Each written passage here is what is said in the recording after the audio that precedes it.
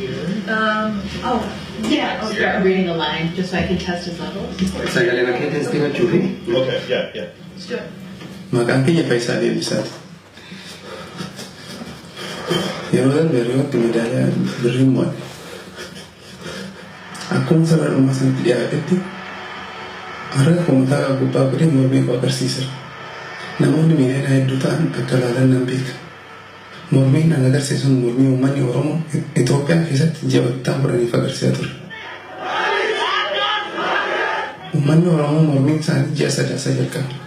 Yeroo sanatti mootummaan Itoophiyaa qotee bultoota Oromoo lafa isaaniirraa kaasee investorotaaf kennaa ture. Mormii kana deemtee mootummaan Itoophiyaa kennaa ture namoota kumaa walitti lakkaa'aman ajjeesuu fi namoota kumaatama hedduu hidhuu ta'eera.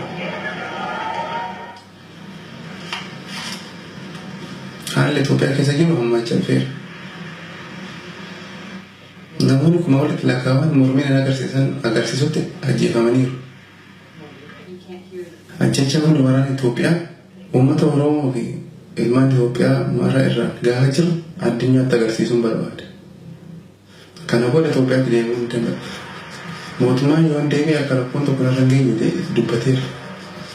Garuu yoo deebi'e na ajjeesuu danda'a, na hidhuu danda'a. Kana booda immoo akka biyya alaa kamuu hin deemne na godhuu danda'a. Amma Waashingtan jira. Mootummaan Ameerikaa viizaa yeroodhaaf as na tursiisuu danda'u naa kenneera. Garuu haadha warraa koo ijoollee koo haadha koorraa addaan bahee jira. Akkuma uummata kiyyaa uummanni Ameerikaa nagaa jaallata. Kana malees faayidaa bilisummaa dimokiraasii mirga dhala namaa ni beeka. Waan uummata Ameerikaa gaafadhu hariiroo mootummaan Ameerikaa mootummaa Itoophiyaa wajjin qabu wantoota kanatti kan hundaa'e akka ta'u. Ameerikaan uummata Itoophiyaa rakkachaa jiru gargaaruu qabdi. Uummanni Itoophiyaa bilisummaa walqixxummaa fi nagaa barbaada. Ana dileetedha nama siyaasaa miti. Ana fiigicha jireenya kooti. Fiigicha koo itti fufa.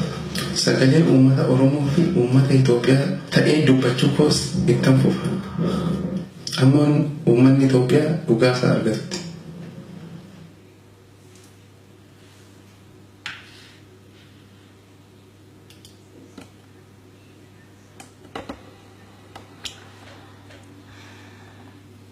እኔ ከምን እንደምጀምረው ራሱ አላውቅም።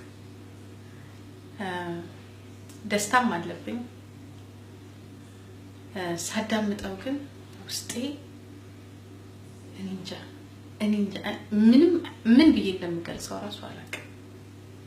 በጣም ፓወር ያለው ንግግር ነው የተናገረው። ለኔ ኢነርጂ ሆኖኛል ለሁላችሁ እና እንዴት ልጁን ፈይሳ እንዴት ብሎ መግለጽና እንዴት ብሎ መናገር እንደሚቻል አላውቅም። ግን ጀግና አንበሳ እንዴት እንደ ቃላጣውል እንኳን በሰላም ወደ አሜሪካ ገባ።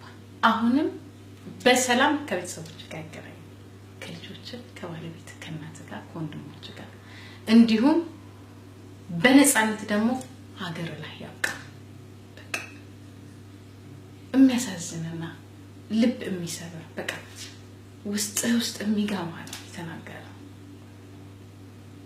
እኔ ስፖርተኛ እንጂ ሯጭ እንጂ ፖለቲከኛ አይደለም። እኔ ፍሪደም ፈልጋለሁ። ብዙ ሰው እየተሰረ ነው፣ ብዙ ሰው እየተገደለ ነው። እኔ ሯጭ እንጂ ፖለቲከኛ አይደለም።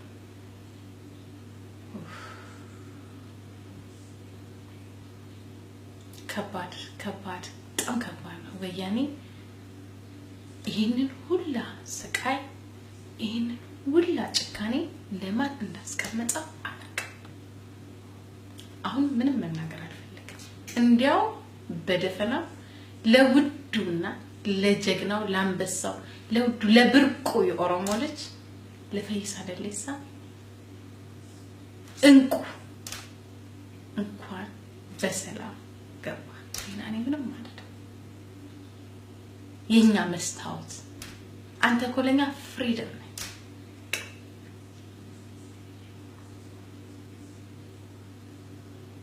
የሚያሳዝን ንግግር ነው። አዳምጡት፣ የተናገረው ንግግር አዳምጡት። በቃ እኔ አላቅም ብቻ ለኔ ኢነርጂ ነው፣ ብርታቴ ነው፣ መስታወቴ ነው። ይሄን ጀግና እንኳን ከኛ ተፈጠርክ። ድል ለኦሮሞ ህዝብ እያልኩኝ እሰናበታለሁ። ድል ለጭቁን ህዝብ እያልኩኝ እሰናበታለሁ። ድል ነፃነትን ለሚፈልግ ህዝብ እያልኩኝ እሰናበታለሁ። መልካም